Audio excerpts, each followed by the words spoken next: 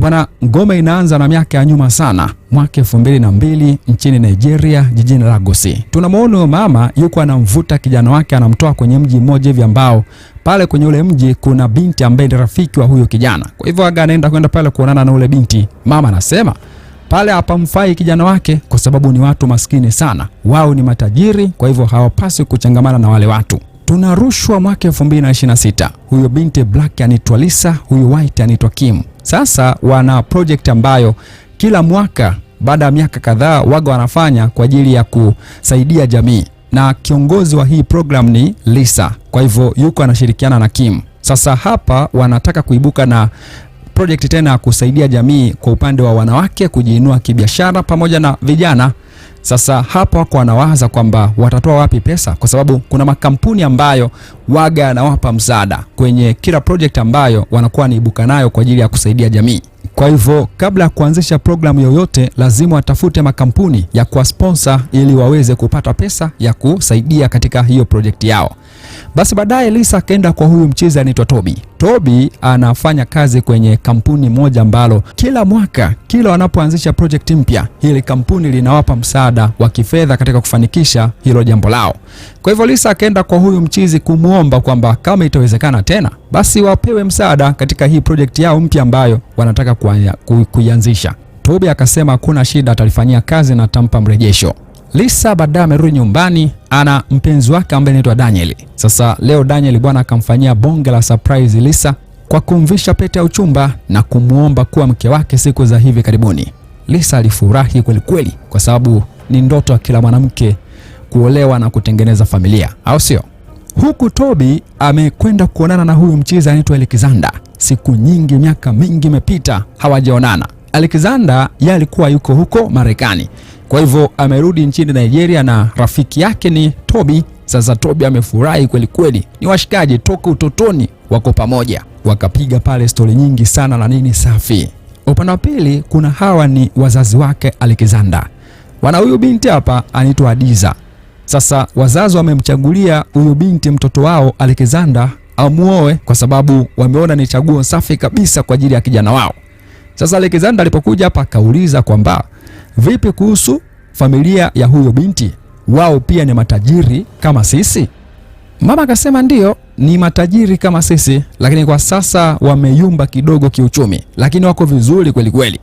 Sasa Alexander akasema yeye hawezi kuoa kwenye familia ambayo imeyumba kiuchumi, labda wamtafutie binti ambaye ametoka kwenye familia matajiri kama wao. Kitu ambacho Adiza alijisikia vibaya kweli kweli kwa sababu ni kama ametolewa maneno ya kashifa na Alexander.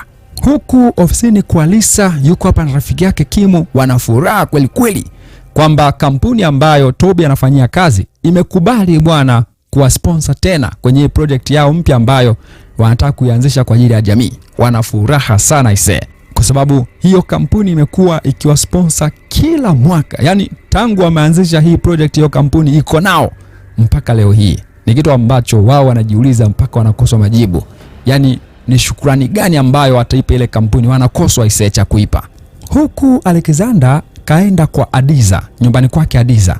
Alexander bwana ameenda kumuomba Adiza msamaha kwa sababu ameona kabisa kuwa alikosea big time kwa maneno ambayo aliyatoa kwa Adiza pale nyumbani kwao, kwamba hawezi kuoa mwanamke ambaye ametoka kwenye familia ambayo imeyumba kiuchumi. Kwa hivyo mchiza akaona amekosea, akaenda kumuomba msamaha Adiza. Adiza akamuelewa, akasema hakuna shida, naelewa. Baadaye Alexander yuko hapa na rafiki yake Toby. Mamake Alexander akapiga simu akamuuliza ulipapata kwa Adiza, kwa sababu mama ndo aliyempa location wapi anakaa Adiza. Sasa mama amepiga simu kujihakikishia kuwa je, mwanae alienda kweli kwa Adiza. Alexander akasema ndio mama, nilipapata. Mama alifurahi kweli kweli. Mama akasema kesho nakuja kukutembelea hapo nyumbani kwako, kwa sababu tangu umerudi kutoka Marekani sipajua unapokaa. Mama kumbe lengo lake ni kuona kwamba je, kuna mazingira yoyote kwamba Adiza yuko karibu na Alexander, kwa sababu mama anachokitaka Adiza na Alexander waoane. Alexander naye akawa mjanja, akagundua akili ya mama yake, akasema hakuna shida mama, karibu. Kesho yake asubuhi na mapema mama bwana akaibuka hapa nyumbani kwa mwanae. Jamaa akashangaa, asubuhi kweli kweli. Kumbe mama alikuwa na target kwamba hii asubuhi labda atamkuta Adiza pale nyumbani, lakini akakuta hola, akamkuta mwanae tu. Huku Lisa yuko hapa na mpenzi wake Daniel. Sasa Daniel bwana anamuona Lisa kama yuko busy sana na kazi, hali ya kuwa wana mipango ya ndoa hivi karibuni. Kwa hivyo mchiza akamtaka Lisa aache kwanza mambo ya kazi ili wafocus kwenye ndoa. Lisa akasema ampatie wiki 2 tu, watakapoianzisha ile project na kuanza, basi Lisa atamwachia Kimu, alafu yeye atarudi huku kufocus na ndoa, ila anaomba tu muda wa kuianzisha hii project.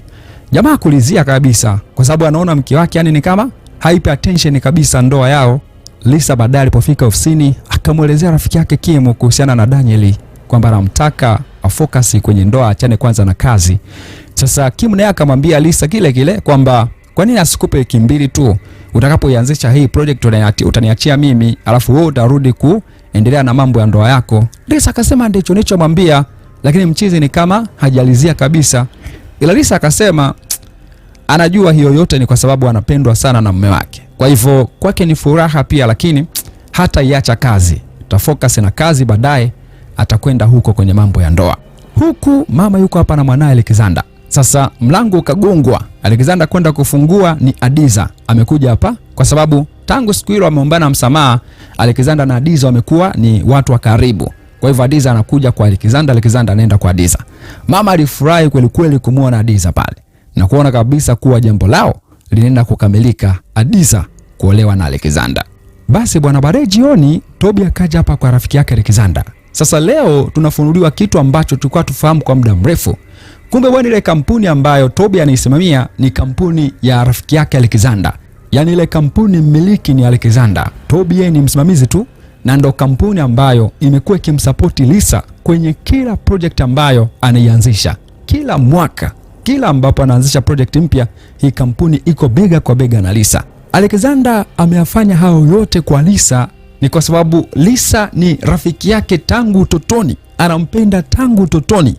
Ndo yule binti ambaye tulionyeshwa mwaka 2002 kipindi movie inaanza, tukaoneshwa mama anamvuta kijana wake kutoka kwenye mji mmoja. Sasa yule kijana ndo Alexander, alafu kwenye ule mji ambao alikuwa anatolewa pale ni kwa yule binti sasa ambaye ndo Lisa. Walikuwa wao ni maskini sana, kwao Alexander ni matajiri, na mama yake Alexander alikuwa hataki kabisa Alexander achangamane na wale watu kwa sababu wanatofautiana kiuchumi, unajua zile. Kwa hivyo Alexander bwana alitokaga nje ya nchi akaenda huko Marekani kimasomo, na ndio hivyo jamaa ametengeneza pesa nyingi sana huko, amekuwa don.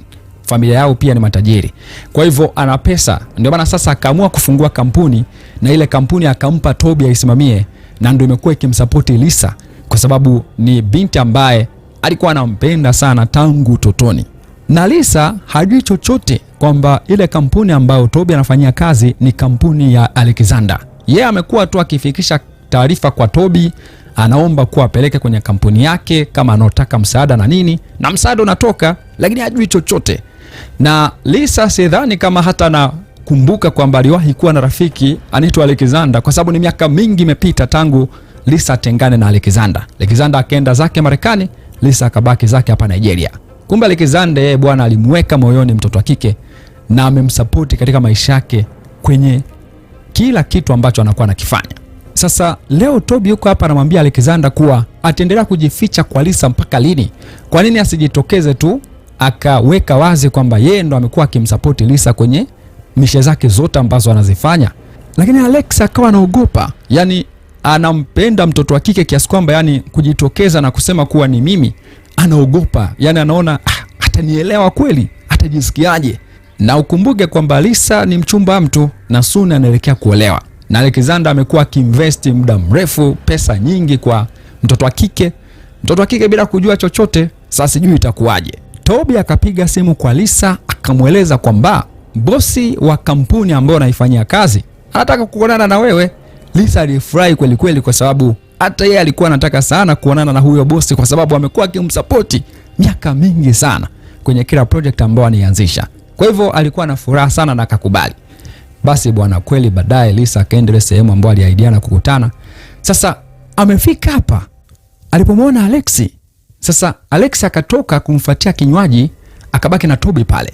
Lisa akamuuliza Toby, "Huyu ndo boss wa kampuni yako?" Toby akasema ndio. Lisa akasema mbona kama namfahamu. Sasa ni miaka mingi imepita tangu wako watoto, asivi ni watu wazima. Kwa hivyo akawa hana uhakika kwamba ni yeye kweli. Lisa akamuuliza Alexi, kwamba wewe ni Alex. Alex akasema ndio. Unajua Lisa alishiwa power. Yaani alitamani kulia, hakulia. Katamani kucheka, hakucheka. Katamani kuchukia, hakuchukia. Yaani alikosa power. Sasa mchizi akaanza kumwomba sana misamaha, kuwa msamehe. Sasa binti akafikiria jinsi ambavyo kampuni ilikuwa inamsaidia kwenye kila kitu ambacho anakifanya. Kuna wakati Lisa alipata scholarship ya kwenda kuongeza elimu nje ya nchi, lakini serikali ilimpatia nusu. Hii kampuni ilijitoa kumpatia nusu nyingine iliyobaki ili aende akasome kule. Sasa hao yote kumbe alikuwa ni Alex ndo anayafanya. Yaani ametumia mabilioni ya pesa nyingi sana kwa huyo mwanamke. Binti akijua kuwa kuna kampuni na msapoti, lakini kumbe ni mtu ambaye alikuwa anampenda sana tangu utotoni. Lisa alichukia kweli kweli, hakutaka hata kuongea kitu, akaondoka pale. Kampigia rafiki yake Kimu, kaja hapa nyumbani kwake, akamueleza kila kitu kilichotokea. Sasa usiku Lisa akiwa hapa amelala, anawaza kweli kweli jinsi ambavyo mchizi kamsaidia katika maisha yake mpaka leo yuko hapo. Alafu hata alikuwa hajui chochote kwamba ni Alex ndo anafanya hivyo aisee. Baada ya siku 2-3 kupita, siku moja Lisa akaenda kwa Alex. Wakaongea mambo mengi sana. Mchizi akaongea vitu vingi sana kwamba alikuwa anamsaidia tu kama rafiki yake na si vinginevyo. Sasa Lisa akamwambia Alex kwamba alivyomfanyia inatosha, wacha sasa na yeye aendeleze maisha yake, kwa sababu asivye ni mchumba wa mtu. Kwa hivyo kama kuna chochote ambacho labda mchizi alikuwa anatarajia, itakuwa ni ngumu kwake kwa sababu ni mchumba wa mtu. Alex akasema hapana, yeye alikuwa anafanya tu kama kumfanyia rafiki yake na si vinginevyo. Lakini Lisa akamuomba sana mchizi kuwa akae mbali sasa na maisha yake, kwa sababu itakuwa mbaya kwa mchumba wake na itaharibu mahusiano yake. Jamaa akasema yeye hata ingilia kabisa mahusiano yake, atakuwa tu anasaidia kama kumsaidia rafiki yake. Lakini Lisa akakataa kata. Akasema hahitaji tena msaada wowote wa Alex, imetosha. Kisha akaondoka pale. Alipofika nyumbani akamueleza kila kitu mpenzi wake Daniel, kwa sababu hakuwa na haja tena kumficha. Akamueleza kila kitu kuhusu Alex, kwamba ndo mtu ambaye amekuwa kimsapoti katika maisha yake kwa 100% bila yeye kujua chochote. Daniel kile kitu kilimshtua, kwa sababu akajua kabisa Alex lazima kuna kitu anakitaka kutoka kwa mtoto wa kike, hawezi tu kumsaidia vivi bule. Huko upande wa pili Adiza amekuja hapa kwa Alex. Sasa Adiza bwana leo anataka hata mchizi angalau waenjoy, kwa sababu amekuwa wote kwa muda mrefu lakini hawajawahi kufanya chochote. Lakini mchizi bado akaendelea kumkazia mtoto wa kike, akamwambia bado ni mapema sana, inabidi tufahamiane zaidi kabla ya kufanya hicho ambacho nataka tufanye. Adiza alijisikia vibaya kweli kweli. Alex hana mzuka kabisa na Adiza, kwa sababu ni mwanamke tu ambaye amepewa na wazazi wake, lakini yeye hajamchagua kabisa. Kwa hivyo anahitaji muda mpaka kuja kufanya hicho ambacho Adiza anataka wafanye. Huku Lisa yuko hapa na mpenzi wake Daniel. Daniel leo amekuja hapa anamwambia Lisa kwamba Lisa inatakiwa aache hiyo kazi ambayo anaifanya. Yaani aache kila kitu ambacho anakifanya, kwa sababu mchizi ameona kwamba kuna mtu behind ambaye amekuwa akimsupport Lisa, na huyo mtu lazima na kitu anakitaka kwa Lisa. Kwa hivyo jamaa ili kujihami sasa anamwambia mwanamke wake kuwa aache kila kitu ambacho anakifanya, kwa sababu Daniel ameona Alex lazima kuna kitu ambacho anakitaka kwa mke wake mtarajiwa. Sasa katika kujihami, Daniel anamwambia mwanamke wake kuwa aache kila kitu ambacho anakifanya na aanze maisha upya. Kesho yake Alex akaja hapa kwa Lisa, kwa sababu Alex amekuwa akimpigia simu Lisa lakini hapokei. Samchizi akaamua tu kuja hapa nyumbani kwake. Basi Lisa akamkaribisha pale, wakapiga story nyingi sana pale na nini. Alex akamwaahidi Lisa kwamba hata ingilia kabisa mahusiano yake, watasaidiana tu katika vitu vya maisha, lakini hawatabuguziana katika mahusiano yao. Basi Alex wakati anaondoka pale, sangapi wasikutane na Daniel hapa mlangoni. Lisa akajikaza akasema, Alex, huyu anaitwa Daniel, ni mchumba wangu, mume wangu mtarajiwa. Daniel, huyu anaitwa Alex, ni rafiki yangu tangu utotoni. Wakasalimiana pale kinafiki. Alex akaondoka pale. Daniel akamwambia Lisa kwamba hataki kumuona Alex katika maisha yao na Lisa kae mbali na Alex.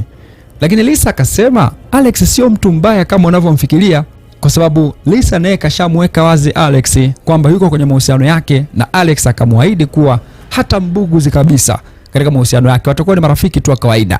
Lakini sasa Daniel alikuwa anaelewa, akamwambia sihitaji na sitaki. Kesho yake Lisa akiwa ofisini, Alex akaja hapa, amemletea Lisa chakula cha mchana. Lisa akashangaa, lakini Alex akasema wewe ni rafiki yangu, sio mbaya kukujali, lakini pia nafanya hivi kwa sababu mimi siwezi kuja nyumbani kwako wala kukupigia simu mara kwa mara, kwa sababu uko kwenye mahusiano yako na mwanaume wako, unaonekana na wivu kweli kweli. Kwa hivyo sehemu ya mimi kuonana na wewe ni hapa ofisini, kwa hivyo siwezi kuwa nakuja kuonana na wewe mikono mitupu. Nimeona bora nikuletee lunch. Lisa alifurahi kweli kweli kuona kuwa mchizi anaheshimu kweli kweli mahusiano yake. Baadaye Lisa amerudi nyumbani, akaonana hapa na mpenzi wake Daniel. Daniel msimamo wake bado ni ule ule. Anamwambia Lisa kwamba anatakiwa aache kila kitu, kwa sababu ameshaona kabisa Alex atamnyang'anya mwanamke wake. Lisa akamwita rafiki yake Kimu, akamweleza kila kitu kuhusu misimamo ya mwanaume wake Daniel. Lisa akamwomba Kimu amsaidie kuzungumza na Daniel, labda yeye atamuelewa. Basi bwana Kimu akamfuata Daniel, akamweleza kila kitu kuhusiana na mahusiano ambayo yapo kwa sasa kati ya Lisa na Alex. Akasema wale ni marafiki tu, hawana chochote kinachoendelea. Lakini Daniel akagoma kabisa kumuelewa Kimu. Anaona yani endapo Lisa ataendelea kuifanya hiyo kazi, hatapata msaada kwingine zaidi ya kusaidiwa na Alex. Kwa hivyo solution ni nini? Ni anatakiwa iache hiyo kazi atafute kazi nyingine.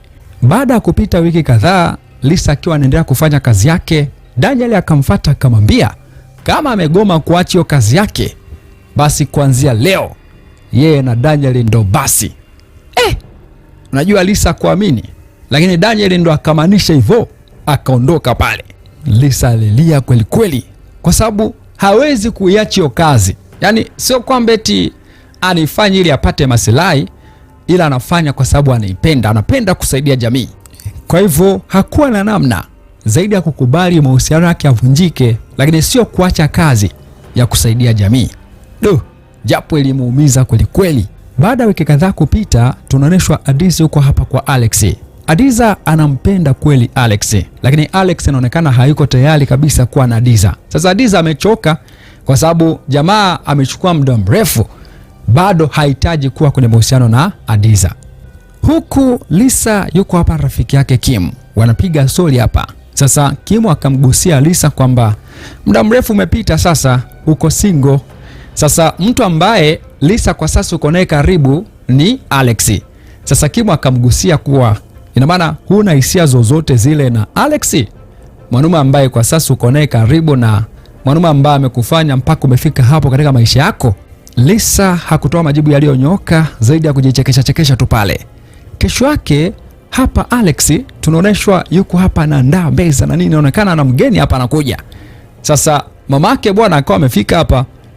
Mchizi limkata kweli kweli. Akasema mama, kuna mgeni hapa anakuja, kwa hivyo wewe utakiwi kuwa hapa. Mama akasema kwani mimi sitakiwi kumuona huyo mgeni? Na mimi natakiwa kumuona huyo mgeni.